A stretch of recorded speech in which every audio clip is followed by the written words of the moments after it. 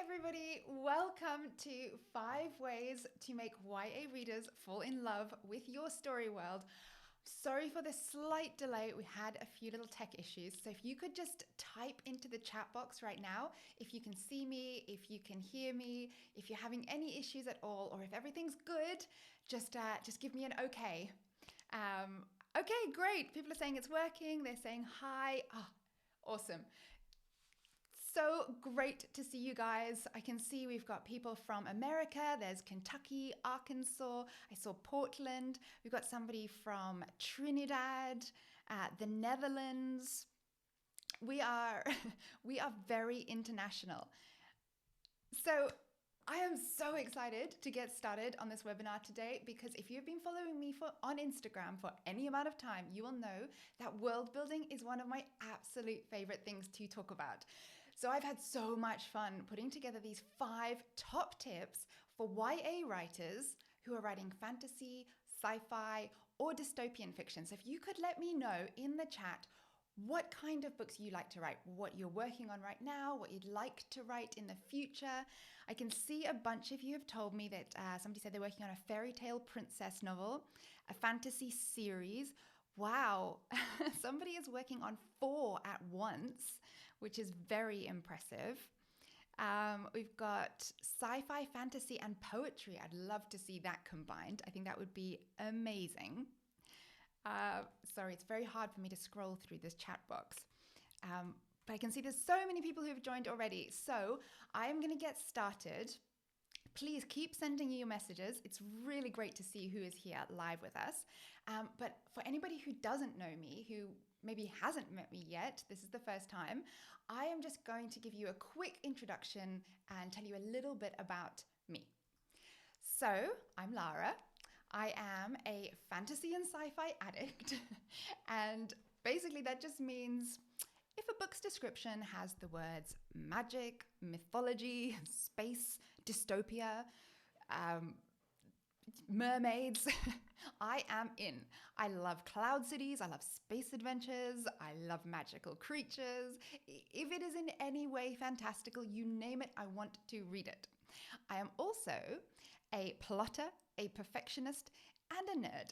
And what this means is that when it comes to writing, I get just as excited about learning about writing as actually doing the writing.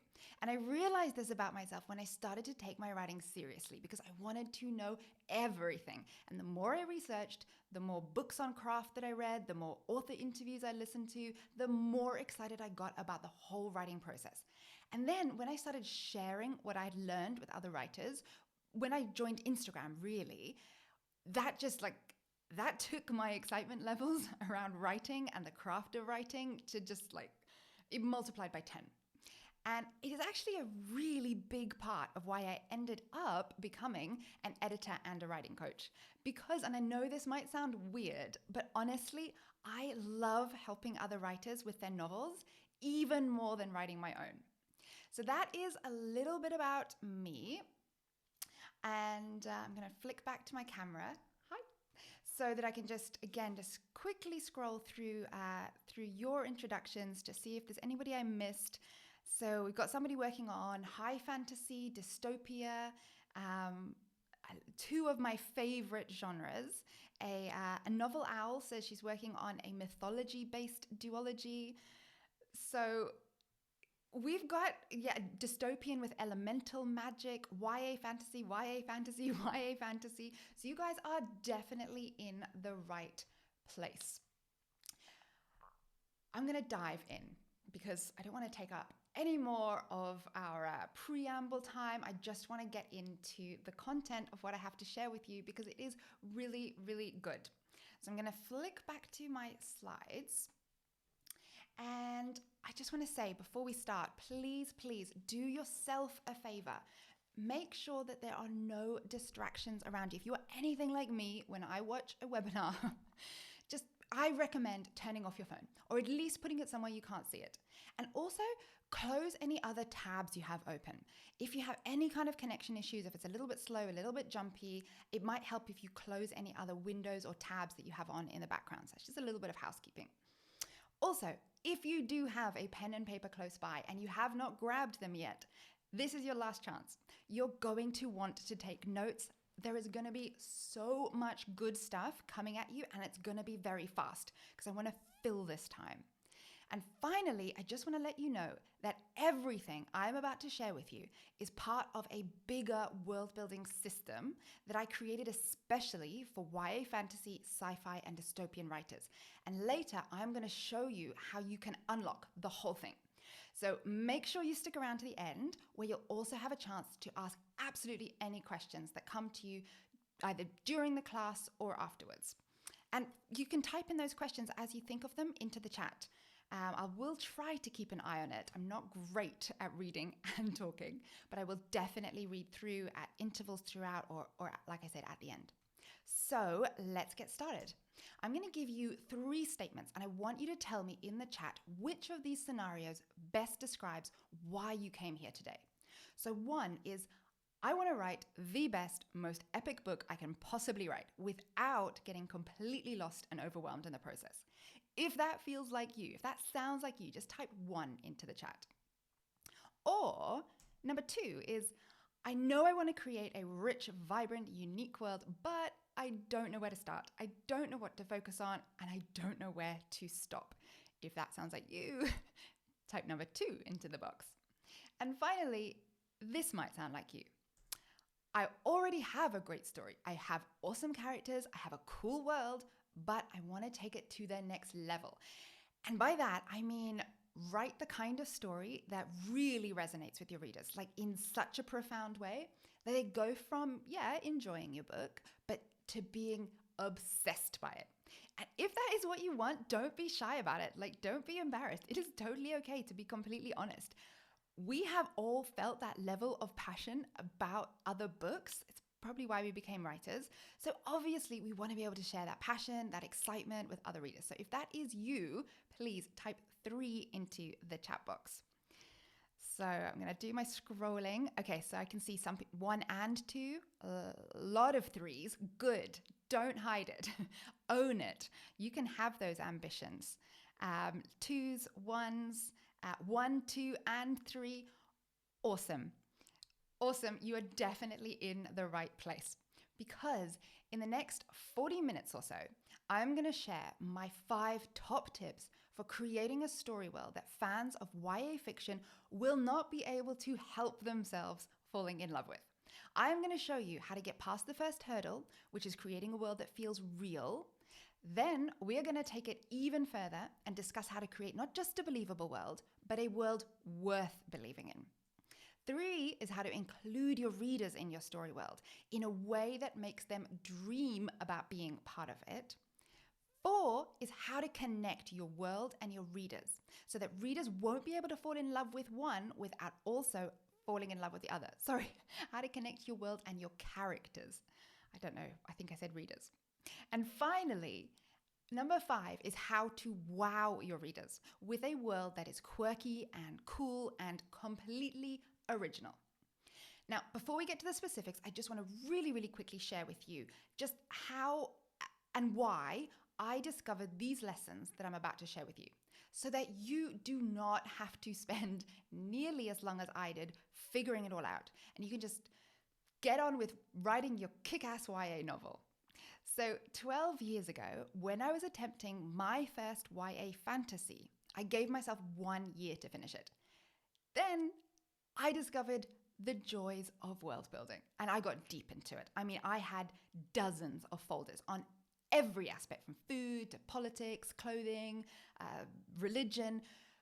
My walls were plastered with maps, museum photos. It was based in Viking culture, so there were pictures of forests, there were pictures of fjords, just everywhere. 9 months later, I still had not even started actually writing my novel. Yeah. Maybe you can relate to this. And for years, I thought that my problem with world building was knowing when to stop, that I just enjoyed it too much. But the thing is, I did stop after those 9 months. And I did write that first draft, but I wasn't happy with it. And not in the way that I know that no writer is ever really happy with their first draft. But it just didn't feel complete. I couldn't get excited about the world because it felt like there was something missing. So then I thought, despite spending 9 whole months on it, maybe I hadn't done enough world building. And this mad cycle just kept on repeating itself for years until I finally figured out what the real problem was, or what the two problems were. It wasn't that I hadn't done enough world building. It was that I had done too much of the wrong world building. I'd spent too long focusing on the wrong elements of my world. And two, I developed my world and my story separately. I thought that they were connected, but really what I had done, I was come up with this cool plot, and I designed a cool world to tell it in, but I treated my world like a backdrop rather than another layer of storytelling. And I realized that this is what all great writers understand, either naturally, because they're geniuses, or through trial and error, like me. That world building, when it is done right, can actually be a form of storytelling in its own right. It's why some novels demand to be made into TV or film adaptations, or why they even get their own theme parks, just so readers can immerse themselves more fully in this world that they have come to love so much. So I just want you to just take a minute. Just imagine your readers being that excited, being that enchanted, being that passionate about your story world. And now that you have that image in your head, let's dive in and chat about how you are going to make it happen. So as promised, step 1 is how to get past the first hurdle by creating a world that feels real. Because no matter how fantastical your world, readers need to, on some level, they need to believe that it could be true. And a mistake that some YA writers make is assuming that because they're writing for young adults, they can skip steps or put less thought into the logistics of things. And honestly, this is just not true. The first rule is to never underestimate your readers, because young adults are smart. I mean, some of you watching right now will actually fall into that age category yourself, so you know how true this is. Young adults also, they're passionate. And you know what that means? That means they tend to discuss and analyze and dissect their favorite books way more than readers of adult literature do. So if you create an unbelievable world, trust me, they are gonna notice. So the first way that you can make your story world feel more real is to make sure you include little details. And these are the clues that you can sprinkle in that just reassure your readers that you have really thought about every aspect of your world, even though you are only giving them a little glimpse of it. However, you want your readers to feel like they could just step into the pages of your story and walk around your world. But now this is where a lot of writers think they need to go crazy on the details in order for that to happen. And you don't. You really don't. Less is more when it comes to these details. But one way to make sure that they really kind of pack a punch, that you get your value for money, is just use all 5 senses. When you stick to just what your characters can see, just what they can hear, it's like watching something on a screen. But when you describe how things feel, how they taste, how they smell, then your world really starts to come alive, even with just a few little details, just a few mentions. The second thing you want to make sure you don't do is over-explain. So like I said, you want to give your readers the sense that they are getting a glimpse of your world, not facing a tidal wave of information. So take, for example, this one sentence from the start of These Broken Stars. It just says, "Hover trays weave among the guests like invisible waiters carrying drinks." Now, we don't know how these hover trays work. We don't know what they're made of, what keeps them in the air, how they know not to bump into anyone, because none of that is important. You could overwhelm your readers and you could tell them all of that, but they don't need to know. The important thing is that we immediately know that this story is set in a world with advanced technology, right? And more than that, that technology is so common, it's so everyday that it is used for the most basic of tasks, like carrying drinks. Like the readers didn't need to explain or over-explain any of that, and yet just from this one little detail, we learn something really crucial, really early on about the wider world that this story is set in. Now, the third way to insert details into your story without info dumping is to actually have your characters interact with those details. And this is actually, it's a really neat way to make sure that you are following points 1 and 2. Because if someone touches, smells, or tastes something, especially something fantastical, it immediately becomes more real. It adds this three-dimensionality to your world. And you don't need to explain how something works if you can just show one of your characters using it. Another way to make your world feel real is to follow one of the major rules of world building.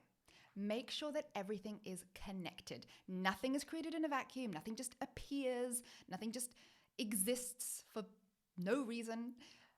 I mean, think about it. Fashion, connected to climate. Architecture, also connected to climate, but also connected to natural resources, also connected to technology maybe. Social structure, that is very often connected to history, or to economics, or even to race sometimes. Even the way things are named or what things even get names in your world, it can be connected to what that society values and prioritizes. So if you want to make your world feel like a real world, you need to make sure that those connections are there. So how do you do that? First of all, by asking how. How did this thing get there? How does it work? How could people believe a certain thing? But remember, like we said before, the how does not have to be fully explained to the reader, as long as you understand how something came to be, so that you know that it is possible in your world. So I'll give you an example. If your character is wearing pearl earrings in the middle of a desert, the question you would ask, and the question the readers would ask, is how did she get them? Where did they come from? Because as far as we know, pearls need water. So in terms of connections with the rest of your world, perhaps you set your story around an outpost in the desert that's part of a trading route. Now that is going to have all kinds of implications for what kind of people pass through that place, what resources are available to those people, etc. Or there could be another way altogether of producing pearls in your world that actually allows them to be grown in the desert. That would tell us something pretty crucial about the kind of magic or the kind of technology that exists in your world. So those connections, through revealing those little details, they are super important. The next big thing to ask is why. Why does something happen? Why is this thing valued? Why do people behave in this particular way? So I'll give you another made-up example. If, say, all firstborn daughters are conscripted into the military in your world, well, that could be a really cool premise, but why? What's the purpose? Think about how it could connect to history, to politics, to culture. It's not enough to just have some random law that sounds kind of cool because it works for your plot, but it doesn't have a reason for existing. It might not be something we agree with, but it does need to make sense for that world. So my last piece of advice for making your world feel real for YA readers is to include at least one element in your story that they would recognize and relate to. Now, that could be something from their daily life, something as simple as going to school. Even if that school is for wizards or space captains, it has that element of familiarity. In the same way, it could be a kind of relationship that they would already have a good understanding of. So something like friendship or an unrequited crush or simply family. Because I mean, most people who have siblings will be able to relate to some kind of, for example, sibling rivalry, right? Even if that sibling rivalry happens to take place within a family of lizard people on a volcanic planet. It might be the only thing in the whole book that they can relate to personally, but that's kind of the point. These are kind of like emotional anchors that will make even the most fantastical worlds feel like it's rooted in reality, feel like it could be real. So, in the same way as something from their daily life or a familiar kind of relationship, you could include an idea or a concept that YA readers would have knowledge of, would have experience of, like inequality between rich and poor, or between different races, or discrimination based on something like gender stereotypes. These things, they help your readers to think, well, yeah, that's believable because I've seen that in our world. Like, I know about that. I've heard about that. That happens.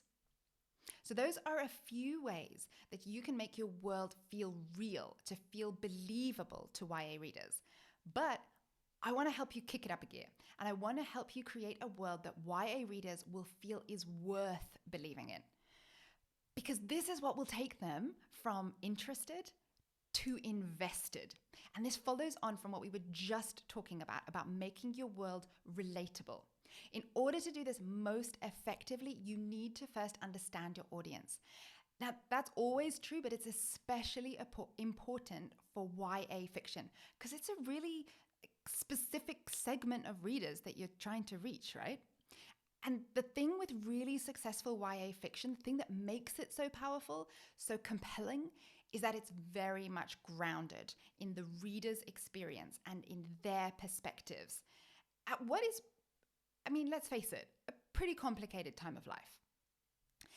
I mean, when you ask Harry Potter fans, who are now, like me, mostly grown up, if you ask them what they loved about the Harry Potter books, they don't usually start with the magic.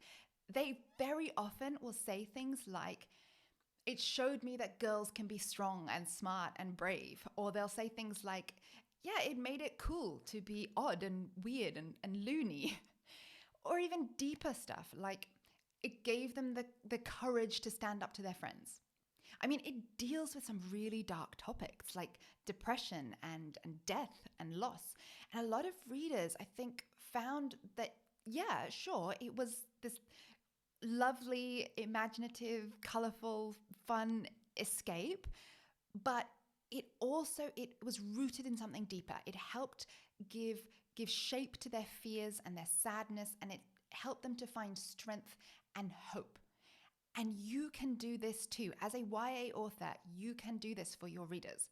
But first, you need to know 3 main things about them. You need to know what interests them, what they struggle with, importantly, and how they see the world. If you can reflect the things that they care about, that are important to them, while through the more fantastical elements of your world, creating this beautiful, exciting escape from the difficult parts of their life, or at least giving them hope that there is something better out there, then your readers, they are going to want to believe in your world, and half your job will be done. So I'll give you an example of how this could work. So if your readers, say, struggle with things like fitting in, and that could be fitting in with their families, it could be fitting in with their social groups. I mean, it's a pretty common feeling.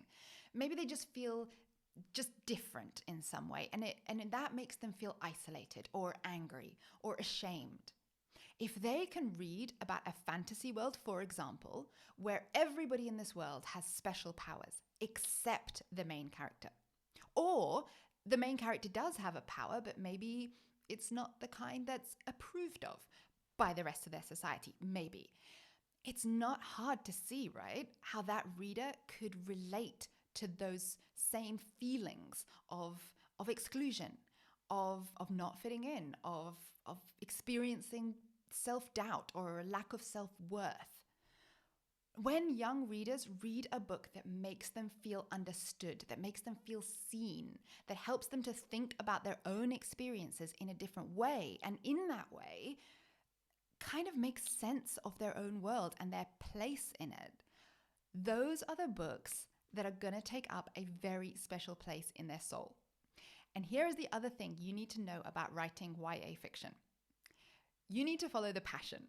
Because the thing that sets YA apart from a lot of adult fiction, it is the intensity of emotion. And I know that's, people say, well, that's the same in romance books, but I'm not just talking about love.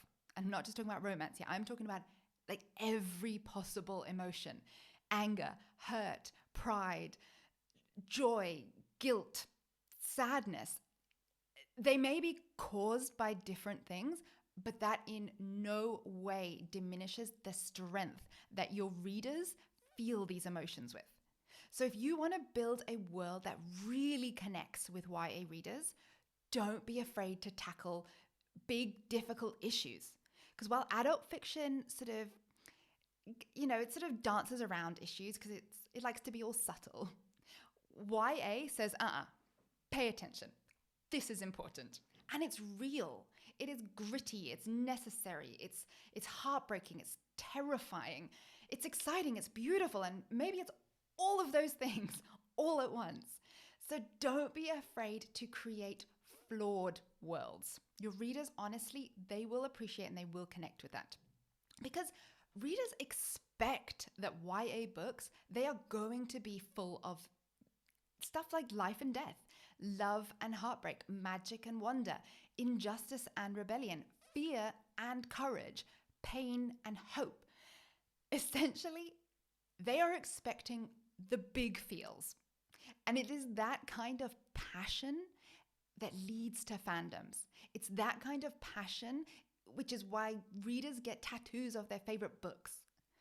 So this passion, you should really be building it into your world right from the start, building it into your world and not just your plot. But this is where a lot of YA writers go wrong. They start their world building with the cool surface stuff, like the look of the world or the clothes people wear, instead of what really matters to the story, the things that YA readers will feel passionately about. And that is why identifying the heart of your story, that's actually step one of that world building system that I mentioned at the beginning. I call it inside out world building because it starts with what your readers will really care about. And then it allows you to work your way outwards to the cool, sparkly stuff. Don't worry, you can absolutely get to the cool, sparkly stuff. It's just about the order that you do things in. So how do you find the heart of your story and how do you know where to start? I'm going to show you just what is essentially just a simplified version of the technique that I use in Inside Out world building. So what you can do is think about all the things that are important to your readers, which are basically the answers to the questions we just asked. So what interests them, what do they struggle with, and how do they see the world? And then think about all the issues or themes that you would enjoy writing about and exploring through your world. And let me tell you, it is in that sweet spot between the story that your audience wants to hear and the story that you want to tell. That is the heart of your YA novel. When you first take the time to understand your audience, as well as understanding the kind of story that you want to tell, you can combine your passion with your reader's passion to build a world that is infused with so much emotion that it is impossible not to fall in love with. And you do that by building a world that is designed right from the start, designed to give you every opportunity to fully explore your core themes, to explore the heart of your story, that thing that is important to your readers that is going to connect with them. So I'll give you an example. If you have decided that the theme at the heart of your story is family, you could start your world building with the social structure of your world. That would seem to make sense. And you could make sure that that social structure, that family unit, it clearly reflects the core of your story, the heart of your story. So like we said, if it is family, you could arrange your society around magical bloodlines. You could arrange it around royal houses. Depending on your story, depending on the kind of world, it could be arranged around clans, or it could simply be the group that you are assigned to. I'll give you another example. If the heart of your story is rooted in something that is so crucial to YA readers, something like identity or individuality, you could first focus your world building on things like race or cultural groups, and you could think about what the group identities could look like as a way of contrasting with individual identities. Or you could go in a completely different direction and you could start with religion or worldviews, and you could think about what impact the beliefs of the people in your world could have on how people see themselves in that world. So can you see, if your theme is identity, your theme is individuality, can you see how building those kind of opportunities into your world right from the start is just going to make it so much easier for you to explore those ideas? Because when you take themes that are already important to your readers and you weave them into the fabric of your world like this, you make it clear that those themes are going to be important to the story, and you signal to your readers that this story, it's for them. So if you think that you already know what the heart of your world is, please let me know. Type it into the comments right now. I would love to hear about the heart of your story, about the themes that you have decided, that you have figured out are important to either your readers or something that you would want to write about. Or, if this is something that you have never really thought about before, let me know that too. Because remember, there'll be a chance for me to answer your questions at the end. So it would be really good actually to know if there is anything that you maybe don't understand so well, that you've not really thought of, and if you want me to go into more depth in later. So we've got themes of family and loss. We've got forgiveness, family, identity and family. So family is coming up a lot. Climate change. Yeah, I would love to read that. That's a kind of a pet theme that is definitely one of my favorites. Inner strength, wanting to belong and be accepted. Identity, family and identity. These things, you're so right. They are so key to the whole young adult experience. We've got the blurred lines between right and wrong, loss and abandonment. So loss is coming up quite a lot. Identity and unity in the midst of diversity. That, oh my gosh, that is so perfect and so topical for right now. Things like that. Readers are absolutely going to be able to connect with that. They can just look around. Strength, courage, identity. And yeah, a bunch of you are saying that you don't know yet, you're not sure yet, that you haven't really thought about the main theme in that sense. That's completely okay. You know what? Most writers don't actually think about it in these terms. It's not something that a lot of, or even if they do, they don't really think of it in terms of how it can affect their world, how it can be built in right from the start. So if you know what your themes are, great. That's a great place to start. If you haven't figured it out yet, don't worry, because I can help you with that. Okay, so there's so many. I'm going to read through all of these afterwards, but we've still got so much to get through. So I am going to take you on to the next point, because we have talked about how to create a believable world, and we have talked about how to create a world worth believing in. Now, tip 3, it's about helping YA readers find it easy to envision themselves in your world. And remember, and I can't say this enough, this is a passionate audience. They have a very strong sense of right and wrong. So give them a fight that they want to be on the right side of. Appeal to the rebel and the activist. And this can be any kind of fight, as long as your readers can relate to it. So start by identifying the pressures, the injustices that YA readers typically face, or what they feel they typically face, and then reflect them in your world. So that could be the fight against, anything. It could be the fight against pressure to look a certain way. like in Scott Westerfeld's Uglies. It could be the struggle to have their voice heard, like in Red Rising by Pierce Brown. It could even be a feeling of vulnerability or anxiety. I mean, there's going to be a lot of readers that are going to be able to relate to that. And that makes me think of Tohera Mafi's Shatter Me series. If your characters live in a world where they're fighting against a version of the same injustices or the same obstacles as your readers, they are going to want to be a part of it, especially if they can be on the winning side.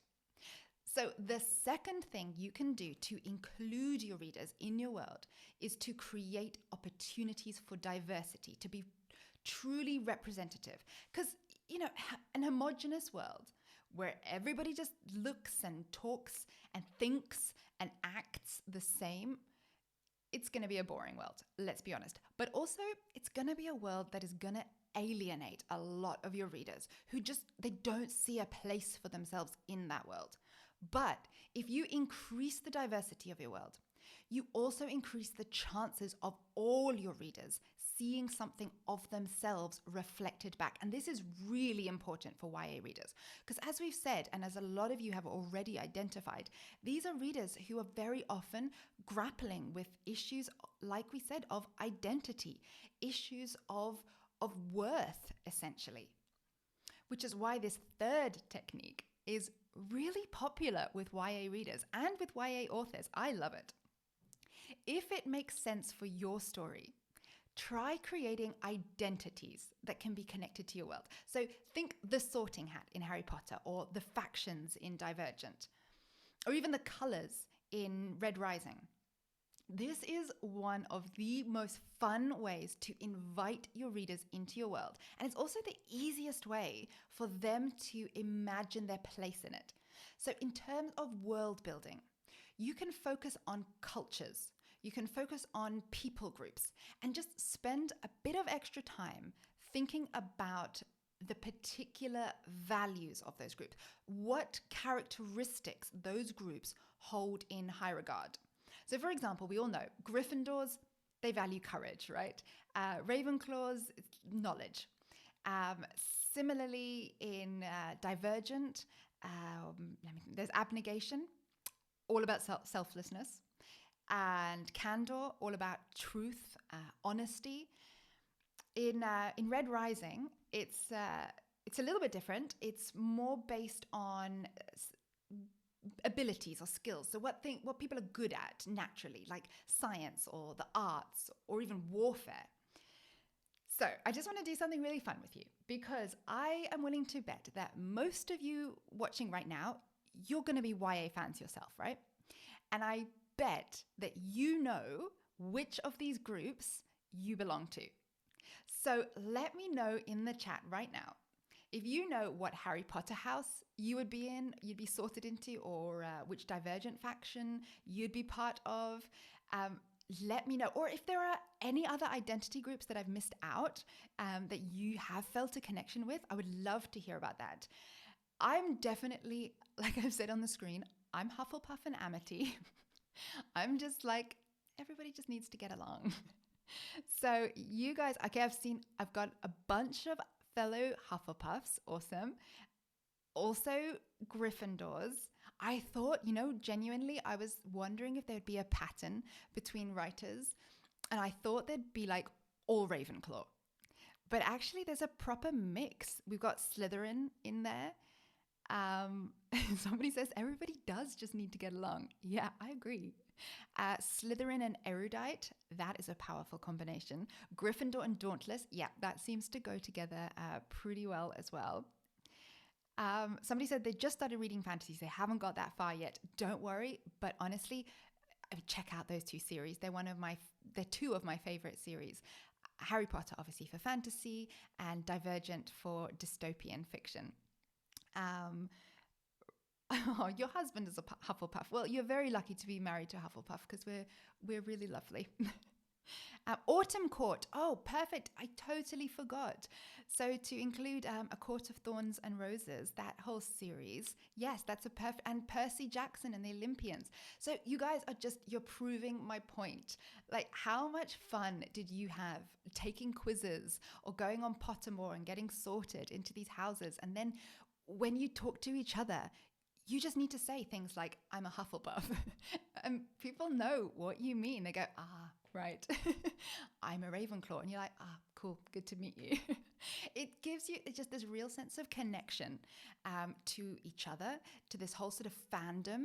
And it just increases, like, it really strengthens that bond to the story as well and to that world. Like you feel like you already belong to it partly, like you have a foot in that camp.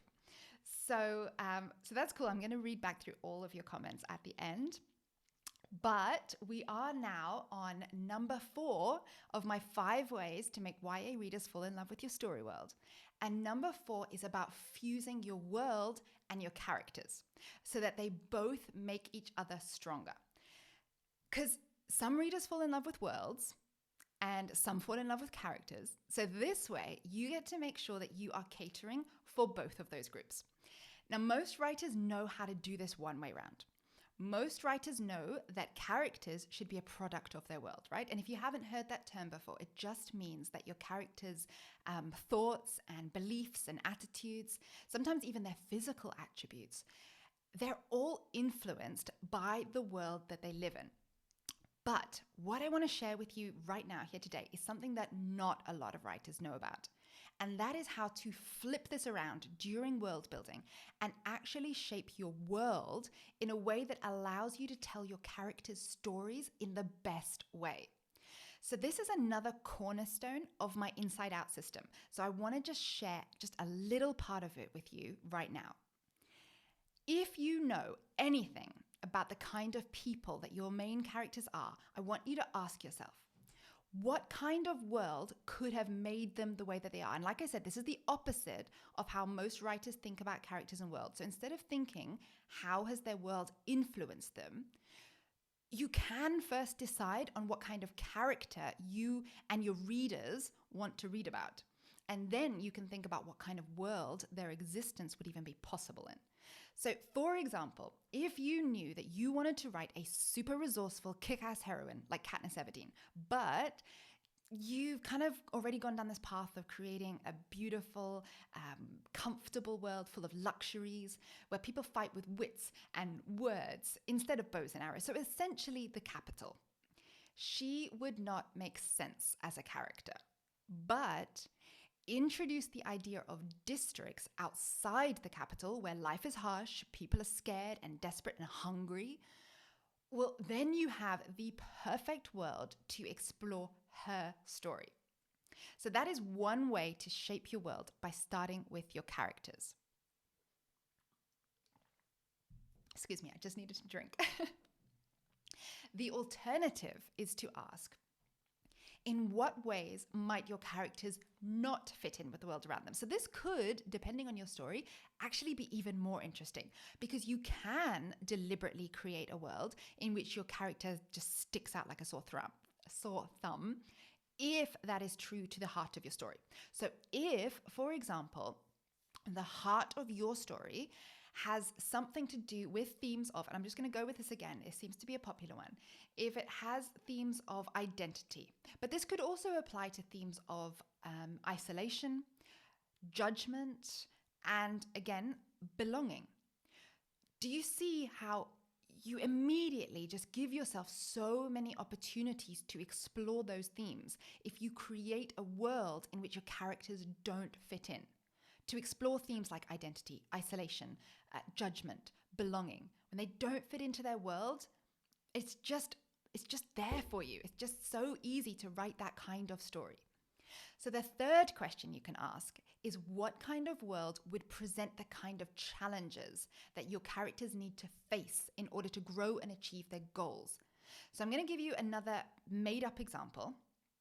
Imagine that your main character, like I've written here, is a naive, sheltered empress daughter who needs to somehow find the strength and the skills to defeat the leader of an uprising who killed her father and dethroned her. Now, your world, it needs to include possibilities for her to gain this strength and to gain this skill. And she won't find them as a prisoner in like a cushy palace. So her story means that she needs access to a place where cunning and street smarts, they're just a way of life, where survival is a skill that people need to learn from an early age. Because if you create a world like that, you're going to give this emperor's daughter, you're going to give her plenty of opportunities to learn and to change in the ways that she needs to in order to achieve her goals. It probably won't be particularly pleasant for her, but it will make a really good and really believable story. That brings us to my final tip for creating a world that your YA readers will fall in love with. And that is how to wow with originality. I get writers asking me this all the time. How do I create a unique new world? And what I tell them is ultimately, the uniqueness of your world, it comes from you. So you need to infuse your world with your personality. So yes, absolutely, learn from other writers. It is totally fine, more than fine, to say, I love what they did there. I love how they made me feel. I love how it stayed with me after I finished reading, but then break it down. Figure out why you loved it so much so that you can think about what elements you want to include in your world and how you can put your own spin on it. But please do not waste time trying to copy those other writers, and don't waste your energy either, just negatively comparing yourself with them. Because I hear a lot of writers, like a lot, all the time, say things to me like, I could never create a world like such and such author. And yeah, no, is what I say to them. You can't. Just like they can't tap into your unique brand of creativity and create a world as exciting or as beautiful or as imaginative as you can. There is no one else like you. So embrace your uniqueness. Let your personality shine through. And a way you can do this is, I heard the best tip from Laini Taylor, one of my favorite authors. She wrote the Daughter of Smoke and Bone series and the Strange the Dreamer books. They're just amazing. She said to make sure that you capture your own sense of wonder. And I love that so much. So I'm going to share the full quote with you. She said, I found that when I get deep into writing a book, the things about it that at first seemed imaginative and fascinating to me don't anymore. The novelty wears off and it's hard to recapture my own sense of wonder. So I started making a list early on that I could refer to as kind of proof that they did once seem cool and hopefully still will to readers who are coming to the story fresh. And like I said, I love this idea. I think it's absolutely genius. So my final piece of advice to you today is to write your own list of things that you would like to read about. So anything that would make you want to visit or live in your world. If you think that talking porcupines are cool, then add them to the list. If you think that multicolored snow is cool, add it to the list. If you love the thought of living on an asteroid, add that to the list. Remember, it is your world, and the most important thing about your world is that you love it first. You're going to be spending, let's face it, a lot of time in it. So you need to pack it just full of things that delight you. Because if you don't get excited by your world, if you don't feel passionately about it, if you don't love it, then no one else will. So that was 5 ways to guarantee that YA readers will fall in love with your story world. I tried to pack as much as humanly possible into that time, so I hope that it all made sense and you were able to take good notes. But if you have any questions, I'm going to try and read through some of your comments now. But if you have any questions, please type them into the comments box and I will try to get to as many as I can, like I said, in the Q&A session. There is no time limit on this, so I am happy to stay and just answer as many questions as you want for as long as you guys want. But just to recap the highlights of those 5 points. You just learned, first of all, how to use details and relatable aspects to create a world that feels believable. But more than that, we talked about how to find the heart of your story and why that is so, so important for a YA novel, and why building your world from the inside out allows you to build a world that YA readers will want to believe in. So you're appealing to their heads and their hearts. You also learned how to make your readers feel like part of your world, like they have a place in it, so that they actually care about what happens in it. And I showed you how you can use world building as more than just a backdrop for your plot, but as a way to fully explore and intensify your characters' stories. So I know that you tuned in today because you are passionate about telling imaginative, fantastical stories that transport readers to whole new worlds, your worlds, because you want to share stories that connect with your readers, and on such a profound level that they see themselves reflected back, that they dream of being part of it all, because you want to write books that readers don't just enjoy, but love to like an obsessive level. And I so badly want you to realize your dreams and to get your books out there into the world and just fill readers' heads and hearts with your stories. So it is really, really, really important to me that you leave this webinar today knowing, and I mean really believing, that you can do all this, okay? I need you to know that. I need you to just type okay into the chat so that I know that you feel this, that you get this.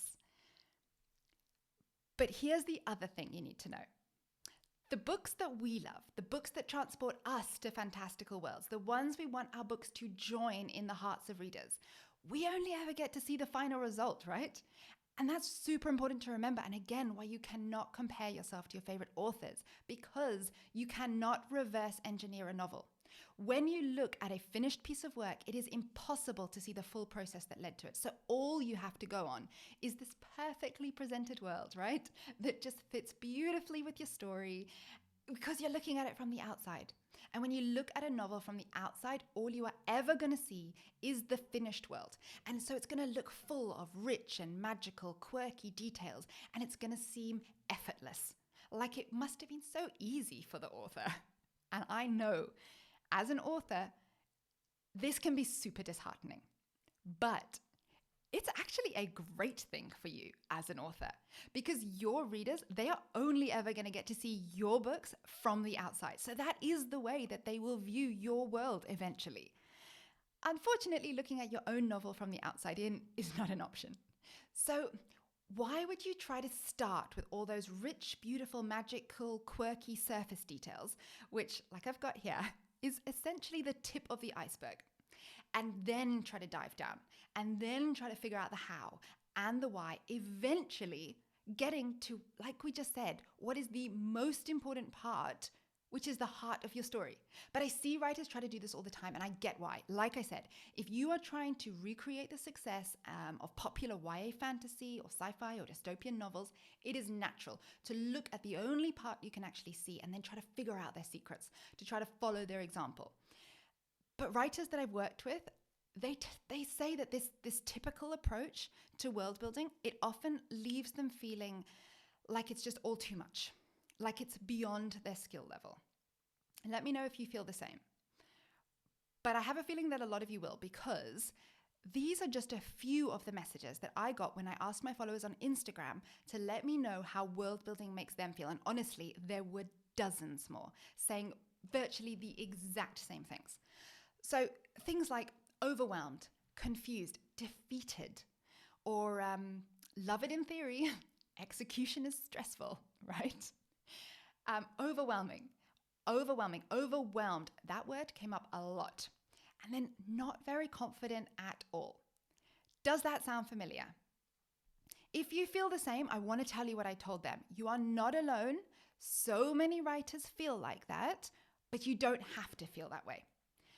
All you need is a simplified approach to world building that is tailored to your story, that helps you to keep your focus on the right things, ignore the wrong things, and then take what you already know and then build on it. That is the clarity that comes from building from the inside out. So if you ever feel unsure of where to start, if you ever get overwhelmed by all the possibilities, if you ever get so completely lost in the process, like me, that you don't know when to stop, And I can see a few people in the chat saying that yes, that is how they feel. I have really, really good news for you. That world building system of mine that I told you about, Inside Out World Building, I turned it into an online course for writers like you, writers writing fantastical or futuristic fiction specifically for young adults. It's a simple system that takes all the stress and confusion and overwhelm just out of world building, leaving you with just the fun parts. So I am, can you hear the excitement in my voice? I am so excited to invite you to join me in Rock Your World, Inside Out World Building for YA authors. This is my newest, biggest, most exciting project for writers. It is an online course, like I said, that you can complete in your own time, at your own pace, wherever you feel most inspired. And best of all, you can adapt it to suit the book that you're writing right now, and then any other books you go on to write in the future. I really do not want you to waste any time or energy wondering or worrying, where should I start? Am I doing it the right way? Have I done enough? Have I done too much? Have I forgotten something crucial? Is this right for my story? Am I creating a world worth believing in? Honestly, it's exhausting. So just go ahead and just cross out all of those worries, all of those doubts in your mind, and forget about long world building lists of what you should be doing and what you must do. Every story is different, let me tell you. And that is why in this course, what I do is I help you to understand what is important to you and to your story. And then I give you the tools and the advice and the encouragement to be able to just focus on that and realize your vision for your novel. Building your world from the inside out, I just want to tell you, it means starting with the elements that are most important to your plot, your characters, and crucially, as we just talked about, to your themes, which I will help you figure out how to identify if you don't already know. It's about allowing yourself to focus your time and your energy and your imagination on what excites you, and giving yourself permission to just breeze past the parts that don't. And most importantly, with this inside out system, you never have to worry that you're forgetting something crucial because I give you everything you need. This is not a hazy one-size-fits-all approach that just throws up more questions than it answers, because we all know that can happen with world building. This is world building specifically for young adult fiction. So every step of the system is designed to be tailored to you, to your story, to your audience, to help you stay focused and to avoid feeling overwhelmed. And the best thing is, it does not matter if you are in the ideas phase of a story, if you're currently skimming the surface of your world, or if you're already deep into world building. In this course, you get 8 modules, video lessons, in which I will talk you through how to approach all the major world building topics in a way and in an order that makes sense for your story and for your audience. Along with the video lessons, I've also created beautiful worksheets. If you've been signed up to my newsletter for a while, you know the sort of things that I create. They are to help you stay on the right track. I've also created super easy reference guides for more complex topics like politics, like religion, just to save you valuable research time. And to help you feel confident that you've not forgotten anything, I've put together the ultimate book of world building questions with hundreds of prompts to get you thinking about your world in practical ways, but more importantly, in creative and in fun ways. But remember, okay, this is really important. This course, it is all about simplifying world building. So even though this book has like every possible question you could ever need to build a world, you will not be answering all of them, because once you follow my inside out approach, it becomes very clear which questions you need to focus on and which you can just ignore. So I can see a bunch of you saying that you love this, that you want that book, you need that book. Well, you can have that book. I'm going to tell you how. But I want you to know what else is in this course, because it starts with a step-by-step tutorial with worksheets on how to create a world-building strategy that is tailored to your story. So everybody's will actually end up being different. It's going to be tailored to your story in a way that makes sense for you and for your readers, and it will give you the confidence to know that you are actually focusing on the right things at the right time.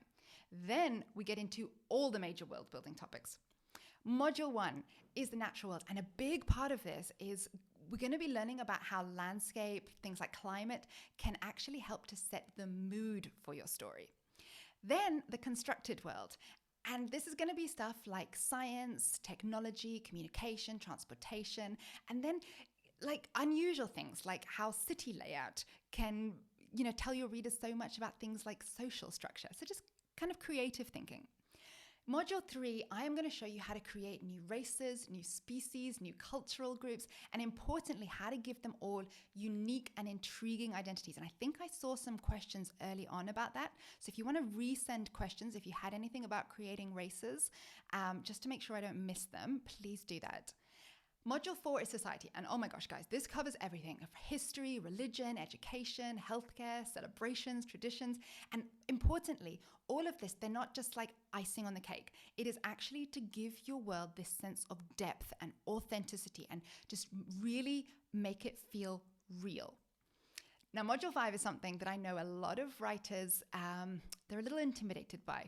It seems like it's going to be scary, but it's really not, because I help you break down all kinds of aspects of political life. So I break down different styles of government. I help you choose which one might be right for your story, if that's appropriate. We cover legal systems, crime and punishment, foreign relations. I mean, so many rich sources of conflict, and I will show you how to mine them.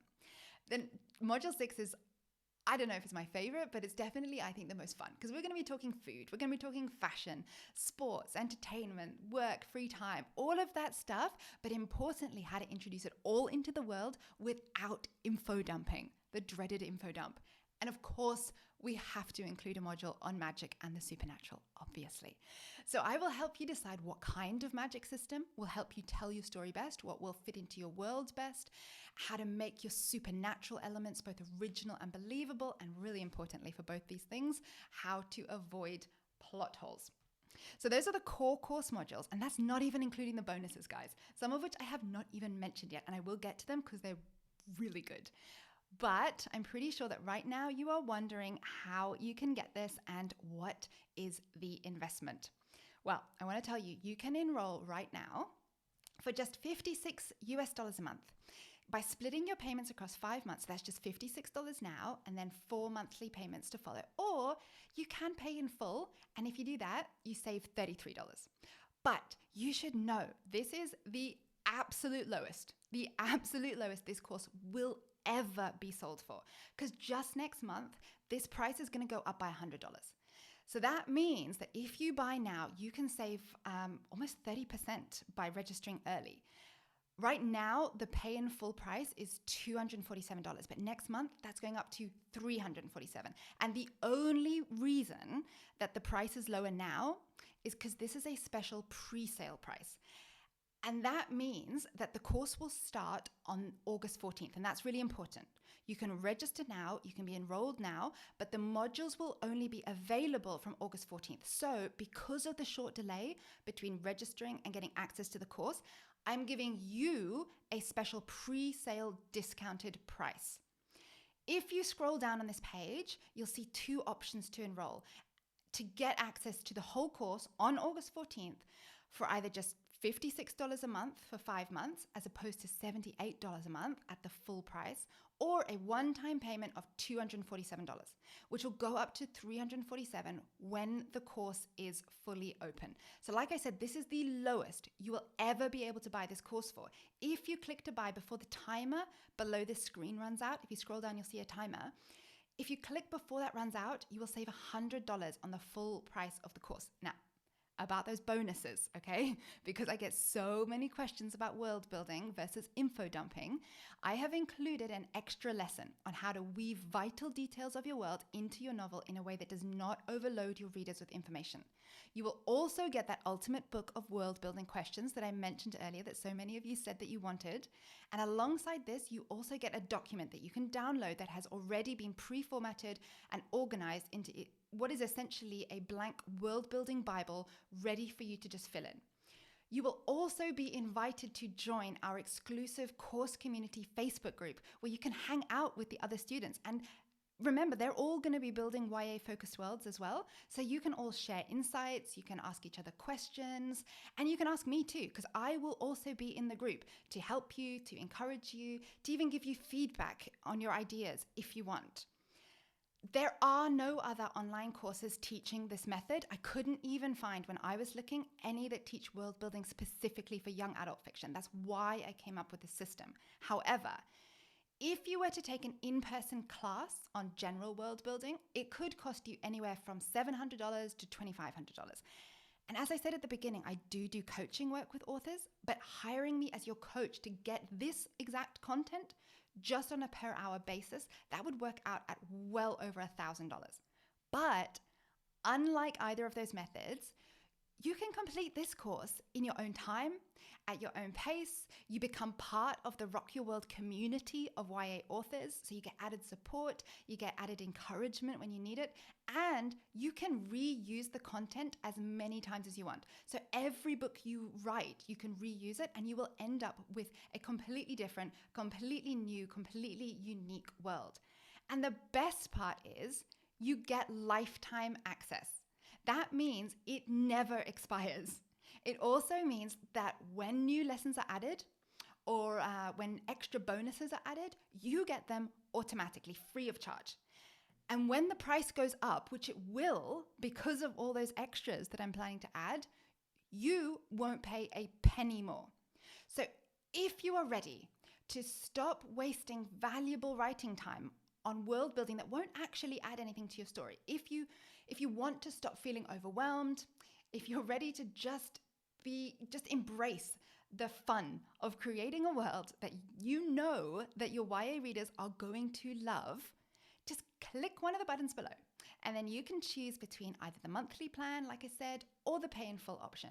With both, you do get the special limited time pre-sale discount, but it's completely up to you whether you want to split your payments monthly or whether you can pay in full and get that further $33 discount. Once you click whatever button you choose, you'll be taken to this checkout page. All you have to do is type in your details, choose your method of payment.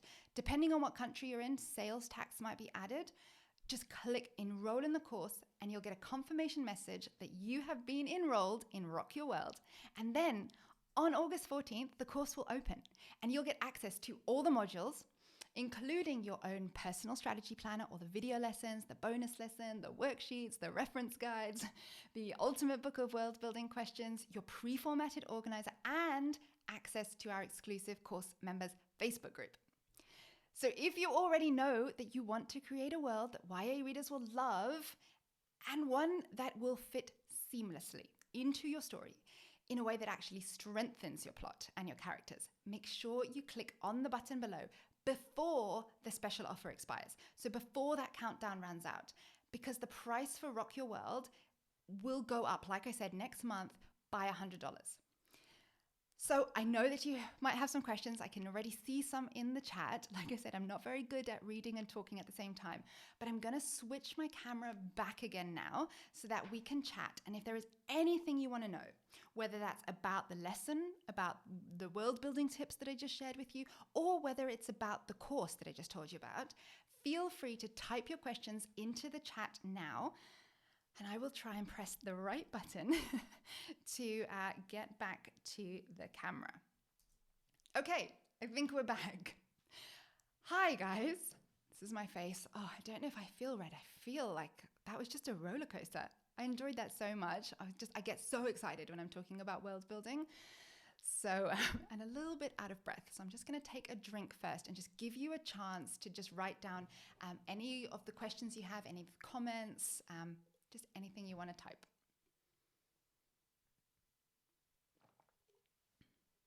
I'm just going to read through some of them.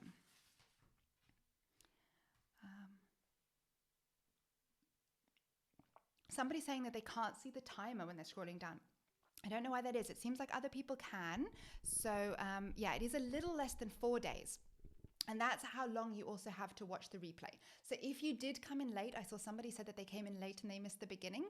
Yes, after this, after we finish talking, you'll get an email in just a little while. There might be a little delay, but you'll get an email with a link to the replay page.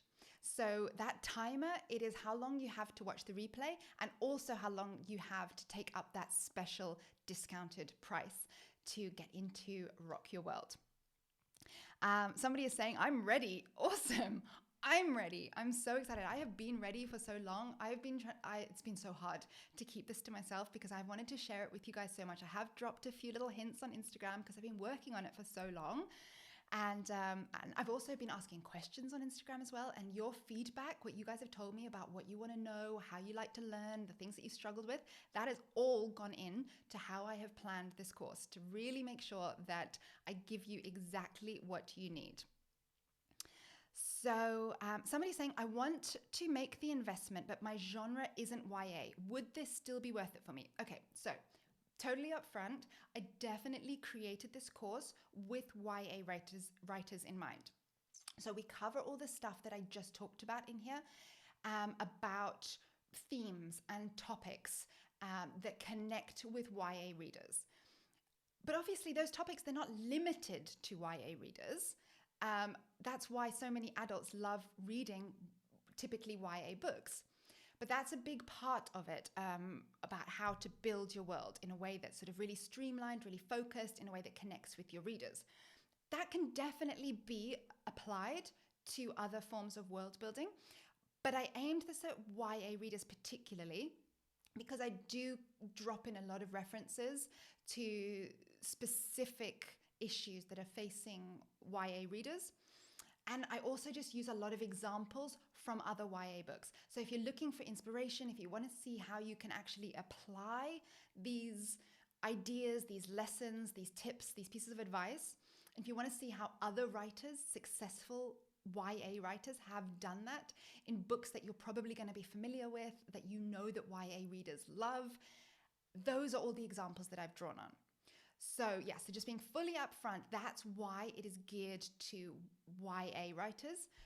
But absolutely, the fundamental lessons, all of the world building tips, all of the ways that I encourage you to think about world building, how to make connections between different aspects of world building, definitely all the questions, that book of world building questions, that can apply to absolutely any kind of fantastical fiction.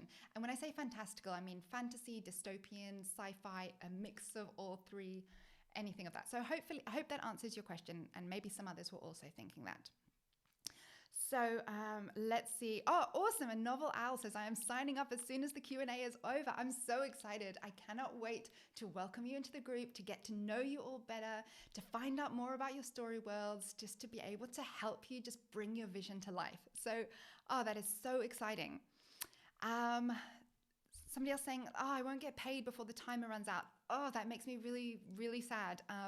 Like I said, I tried to make it as easy as possible for people by splitting up the payments, by breaking it down into smaller amounts. So hopefully for people who the one-off payment is just a bit too much, hopefully it still will help people, just knowing that you can break it down into smaller chunks. Okay, so let me just get to some of your questions about just world building. So I've got a question from Elan's Kingdom. Hey Lara, one of the problems I have with world building is that I cannot name anything for the life of me. Naming people is a struggle, but naming places, forget it. How can I make it sound good and genuine? Okay, I have a few tips for this. One, you can think about, what was it, places you said? Naming places. Think about the features, the characteristics of the place that you're naming. Is there something that stands out as being unique to that place? Like if it was on a map, or if you were giving someone directions to it, would you be able to say something like, look for the rock that is shaped like a stag, for example, or look for the three rapids in quick succession in that river. So you could name that place literally Three Rapids, or you could name it Stag Rock. You can be very literal, and actually that's sometimes very effective because it really helps people to visualize that place, and it helps to kind of cement it in their memory. Another thing that you can do is to think about whether or not something exciting or something important has ever happened in that place, because we name our places after something memorable or historic. So if there has been a battle that's been fought there, if something really exciting has been discovered there, if some treaty was signed there, you can then name your place after that, because those people are probably going to be very proud of that. So it's going to tell you a little bit about their culture as well. Another thing you can do is think about the language of your people. So if you have based it in a language that is from our world, even if you've changed it a bit. So for example, if you have based it in the whole culture, sort of in Nordic culture or in Arabic culture, think about some of the words that they would actually use to describe things. And you can literally use that word and maybe just tweak it slightly, just to kind of give a sense of not just the description of the place, but the cultural heritage as well. So I've got so many ideas for how to name things, but those are three, and I really want to get to some more questions, so hopefully those three will help you. But feel free to just to DM me on Instagram directly if you want to talk more about that. Okay, so somebody else says, my question, all right, good, from before. So they've rewritten it for me. Thank you, because it's really hard for me to scroll on this. When the heart of your story is a bit more abstract, so things like forgiveness, courage, etc., how do you know how do you know which categories of world building are on the right track? Like I said, that is in module 1 of my Rock Your World course. I have a series of very simple questions to answer that exact question. We talk about sort of exploring conflicts that could arise because of that. We talk about from a different angle. We talk about the location that you're setting in. We like I covered in this. We also talk about starting with characters, so their personal struggles with those things. What kind of environment might help them to explore that, or what would really challenge them and really bring those issues to the forefront. So that is in module 1.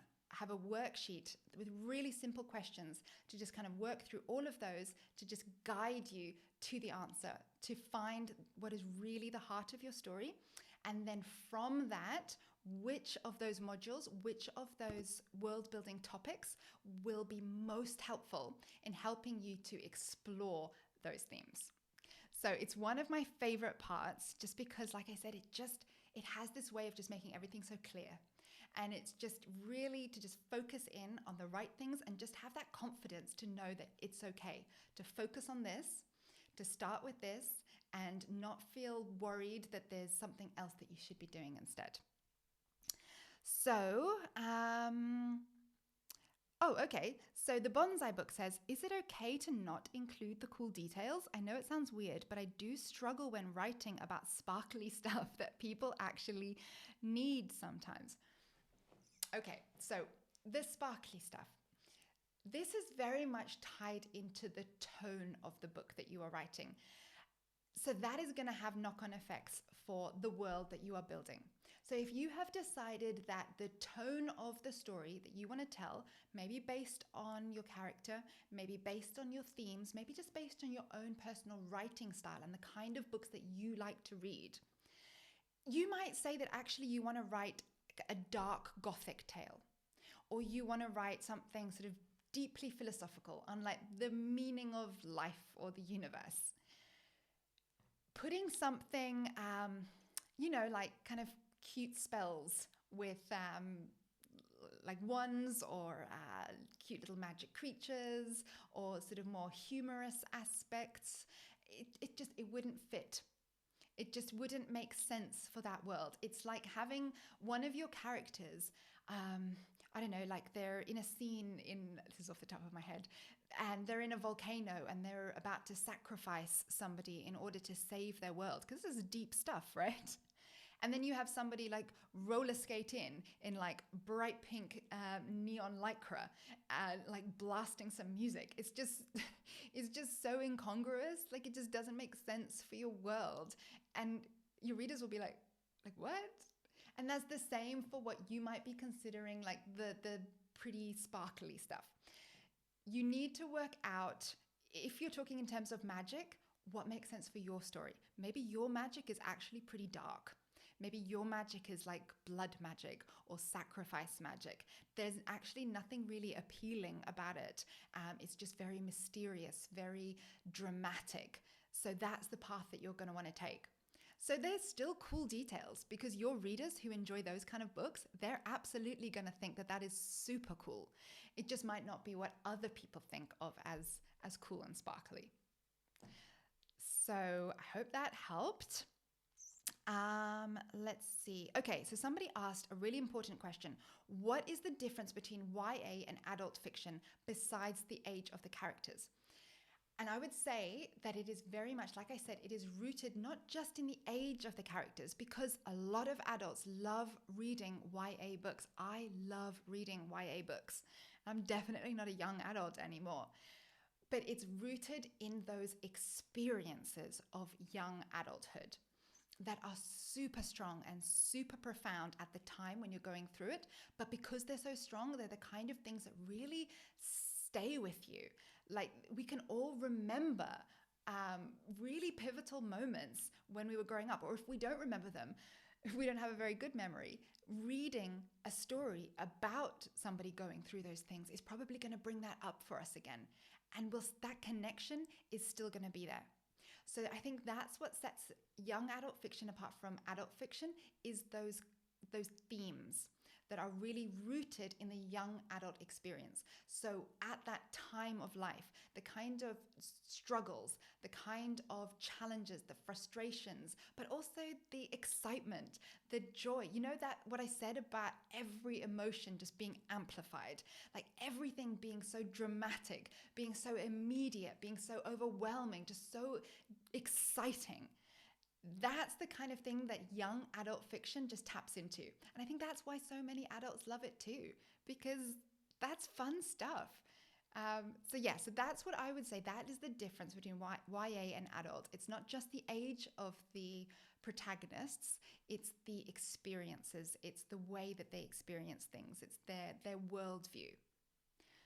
So if you're a fan of YA, then let me know if that sounds right to you, if you feel that when you read YA books, if that is why you like it. And also, if there's another reason as well, then feel free to add that in as well. Okay, let me see. Let's see. Okay, it says, anonymous, I don't know who this says, but it says, would we be able to access the materials and lessons even after we're finished with the course? Absolutely. 100%.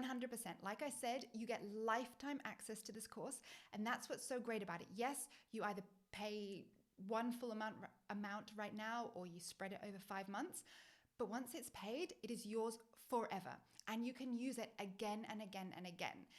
And the great thing about it is, like I said, in that very first module, which is all about coming up with your personalized, unique strategy for world building your story, that's going to change every time with every story. So you're going to end up, like I said, you have that whole book of world building questions that you are not going to answer all of them. You need to promise me that you won't, because this is about simplifying. But next time with your next story, you might answer a whole bunch of questions that you didn't the first time. And you can just keep using it over and over again. It's never going to go away. You're going to use it as many times as you want. And like I said, when I add stuff to it, because I already have so many ideas, I want to add it all now. I just don't have time if I want to just get it out to you guys. And I really do just want to get it out to you and let you get started, because I really think it's going to help so many of you. But for the future, I have a whole list of extra bonus lessons I want to add, more downloads I want to add, more reference guides that are going to make things so much easier for you. They're all going to be added, and you guys are not going to have to pay for it. You will already have paid. You will get everything, every extra that is ever included. So, somebody else says, I am 30, married with a kid, and almost exclusively read YA. I think you're right. It's the strength of emotion and how everything is so heightened in YA. I just find adult books dull. Well, yeah, in that sense, when you compare it that way, then yeah, definitely YA books do tend to be more exciting in the emotional department. So Brittany says, hey Lara, how would you suggest that someone who has already created their world and written a draft or two of their story to use this course to strengthen their story instead of starting from scratch? You know what? It is really just a great way to kind of check in, because I think so often, even if you have your themes, like I said, when you start your novel and you know exactly what you want your story to be about, and you know your readers and you know what they want to hear about, but there are so many things that you need to think of as an author. You're thinking about characters, you're thinking about plot. Then you've also got these themes on top of it, and you're creating this whole new world. There are just so many different paths you can go down. There are so many branches in decision making that you can take, that you can choose. And it is very easy to actually end up with something that's very far from where you originally intended it to be. And sometimes that can be a great thing. Sometimes you can have discovered something amazing that you never really thought of. But even then, in my experience, it tends to just be still a little bit muddled. So even though you've come up with something amazing, you still kind of need to step back sometimes and just kind of assess it. And it really helps if you have that starting point, like you said in that first module, to really go through and think about, what is the story that you're trying to tell? How are you trying to connect with your readers? What is the best way to do this? And then go to your world that you've already created and go, okay, how much of this actually fits with that? What is different? And does it actually support the story that I'm trying to tell? Have I ended up actually telling a completely different story? Or is there something that I can prune? Is there something that I can add in? Is there something that can just help me get back to what is really important, what my readers are really going to care about and is going to make them love this world? So I hope that helped. Somebody says, if I pay the monthly plan amount today, can I go back and pay the full amount after I've gotten paid? I am not techie enough, I don't think, to be able to figure that one out.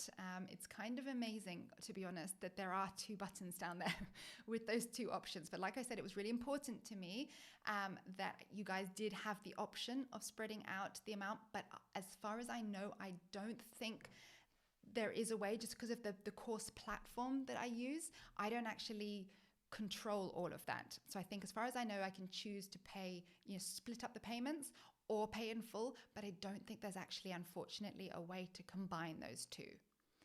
So sorry about that, but that's a really good question, and I'm really glad that you asked. Somebody says, if extras go up, will you let us know? Yes, I'm not sure the best way to do that yet. I will either announce it in the Facebook group. I'll definitely just put up a notice in the course. So if you're in there and you see all the modules, I think I'll make it very clear, like extras, add another, I think they're called lectures. I could send out emails. You know what? At the time, I might ask you guys in the Facebook group what's the best way to let you guys know, because I do want this to be like a back and forth. I want you to be able to ask for things as well. If there's something that you feel isn't in the course that you really want to know about, if there's enough of you that feel that same way, then that's the beauty of the Facebook group. You can tell me about it, and then I can create something and I can put it in the course to make sure that that is there for you. So this is definitely a collaborative thing. So let's see. I need another drink. Okay, I know we have gone on for longer than I think a lot of you were, or some of you were expecting. Some people are saying that they had to sign off. No problem if you need to leave right now. Thank you so much for tuning in. It's been so fun. But if there's any of you still are in the chat and you do have more questions, because I know I haven't answered all of them yet, then like I said, I'm happy to stay as long as it feels like you guys want me here. So let's see if I can scroll. Gita says, I am trying to create aliens that are strange enough, yet not too alien to put off people. Any suggestions? Okay, so I think that goes back to what I was saying about making something relatable. So it doesn't matter how fantastical you make something, if there is just at least one element that people, like I said, that kind of emotional anchor that people can recognize themselves in. So it does not matter if they have 2 heads, 6 arms, purple skin. If they fall in love, immediately, we've got that connection. We're like, I get that. If they can get their hearts broken, we know that. If they experience fear and fear of the same things that we might experience, then it doesn't matter that they are so different, because what's important is there. And I was just thinking that a really good example of this is The Long Way to a Small Angry Planet. If you haven't read that, it is amazing when it comes to creating new species, sort of alien races. I mean, this book is just incredible. I actually think of it more as like some sort of like social anthropology, because I've heard a lot of people say that like the plot is a little bit lacking, and I get what they mean. There's not a lot that happens in the story, but for me, that's not the point. It is all about understanding this world, and more importantly, the creatures. That sounds like an awful word to use, but the people, the individuals, the groups, the cultures that exist in this world. It does it so beautifully, so imaginatively. It's so unique and so thorough. And I mean, there are some that are just so far away from us, so far away from what we would be familiar with. And yet you fall in love with these characters. I mean, you really care about what happens to them. So that is definitely, if anybody feels that you're writing, whether it's alien race or a fantasy race, and if you're worried about that idea of them being just too different for your readers to be able to connect with, that is definitely one book that I recommend that you read, just to get some ideas.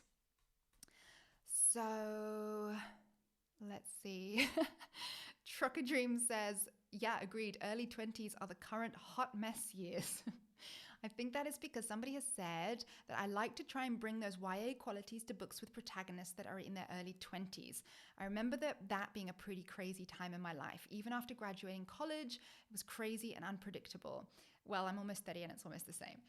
Yeah, there are definitely core universal themes that we're all going to be able to relate to. I remember when I turned 21 and I had an absolute meltdown. I mean, honestly, it wasn't even a quarter life crisis. It was too early for that. But I had in my mind this idea that when you turn 21, you're just going to have your whole life together, right? And I did not. I really did not. So I turned 21 and I thought that seems so old, and I didn't know what I was doing with my life. And I now know that that is not old at all. But yes, so I 100% agree that those same themes, those same struggles, those same fears that teenagers have, young adults, it definitely does not end with young adulthood. Okay, so are there any other questions coming through? Like I said, it's really hard for me to scroll back. So if you wanted to repeat any questions, then please do that now. Otherwise, I am going to suggest that we end this now. And then if anybody came late, you can click the replay link when it's emailed to you, and you can watch from the beginning. So somebody, I don't know the name, anonymous, has just said, I already signed up. So yes, awesome. I'm so excited about this. I just can't wait to chat with you guys in the group, to hear what you think about the course, to find out about your worlds, to answer your questions. It's going to be amazing. It's going to be so exciting. I've never been more proud of creating anything in my life, because I'm so passionate about this and I've had so much fun with it, and I just can't wait to share it with you. So I'm scrolling down. So with the new Rock Your World course, will you still be doing the Wednesday lives on Instagram? So if you don't know, I host hashtag On Wednesdays, we world build. And then every Wednesday, I go live, sometimes with a guest, if we don't have tech issues. And we talk about a theme of world building. So we've done fantasy creatures, we've done food, we've done technology, world views. So yes, so my current plan is to continue with that. It's not going to be limited to YA. It's really just any topics. And it's not going to be teaching like I did today. It's not going to be like structured, kind of giving advice, giving tips in the same way. They're very much just question and answer sessions. So you guys can bring questions and then we just sort of discuss it as the group. So other people also have a chance to suggest things, to suggest books that they've read. That's the really nice part of those. It's kind of like a light version of what our Facebook group will be. Because we don't have very long to talk about it in those lives. They don't stay up for very long. We often have tech issues. So that is why I really wanted this space where we could come together, that there's no time limit on it, that you could put out questions, everybody can respond, you can share things about your world, you can get other people excited about your world so that when it is time for you to launch your book, for you to publish, you've already got this like squad of cheerleaders who are gonna like hopefully help you, either with advice or with support or with, spreading the word. So that is my hope for this group. And that's a big part of why I'm so excited about it. Okay, so will I be doing courses for adult fiction, adult fantasy, or any other genres? Maybe. It kind of depends on how this course goes. But I have so many ideas for courses that I want to do in the future. Maybe some smaller courses if that's what people want, but this has just been something that has been on my heart and on my mind for so long. I've just been so excited about it. I had to put it out there because it is my first love. And when you're that excited about something, like, if it's a story world or an idea for a plot or a character, you just got to follow it. So this was the first one, but I really hope that there are going to be lots more courses in the future. So let me know if you have any requests. Somebody just said I struggle with dialogue mostly. That's one of my future course ideas. So if you guys want to see a course on dialogue, then yeah, let me know as well. Let's see. I'm crafting a story where time travel is a huge part of the plot. It also influences the setting because the characters are constantly traveling to different times and places. What world building tips would you give when the setting changes a lot? How do I accurately represent each culture and place the characters visit without it being too much or too overwhelming? So one thing that I think about when using a lot of different settings, and I do think that a journey is a great way to do this, and this sounds like it is a form of a journey. I think it's really great if your physical journey can reflect the emotional journey in some way. So again, to take it back to those themes and just stories in general. I mean, that is essentially what a story is, right? In terms of characters. It's a character getting from point A to point B, and it's the route that they take on the way. And they will, hopefully, change in some way by the end of the story. They will have to face obstacles, they will have to face challenges, and they will not be the same person that they are at the end of the book as they were when it started. So I think that actually a journey can be a really great way, if you're really clever about it, to reflect that change and to actually have the outward external landscape reflecting the internal state or emotions of your characters. So that again is something that we do talk about in the course, especially when we're talking about the natural world and the landscape, the physical environment of your story, how you can use that to create mood, to create atmosphere, to really just kind of manifest the core themes of your story. So I don't know if that really answered your questions, because I know you asked specifically like time travel, but the same thing applies to that. So if you can find something about each time period that they travel to that can connect with your theme and connect to something that your character needs to learn, some skill or some knowledge, some strength that they need to gain, then there will be a point to each time or each place that you travel to, and it won't just be random. It won't just be that, like I said, like a pretty backdrop. You really want to avoid that. Your world should not just be like a painting that sits in the background. It should be something that actually helps to propel your plot forward. It's something that helps your characters to develop in the right way. It kind of gives them opportunities to do that. So that's one way that you could really think about using your time travel story and your world building in that way that connects. So cool. Okay, great. Thank you so much, guys, for joining. If you have any more questions, especially about the course, I really want to make it as easy as possible for you to join. I really want to see you inside that group. I want to see you inside the course. I want to hear about your world. I want to hear about how the course is going to help you to realize your vision for your story. So if you have any questions, email me or DM me on Instagram, and I will be more than happy to shoot off a voice message back to you. I want to help you to figure out what is going to be best for you. So get in touch.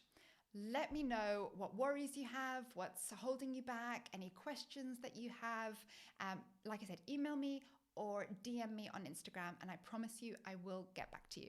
So thank you so much for joining. You guys have been amazing. Your questions have been brilliant. I love the way that you have interacted with me, with each other. Your excitement has just been so contagious. And yeah, watch the replay if you need to. Message me if you need to. And otherwise, I will speak to you soon. Bye, guys.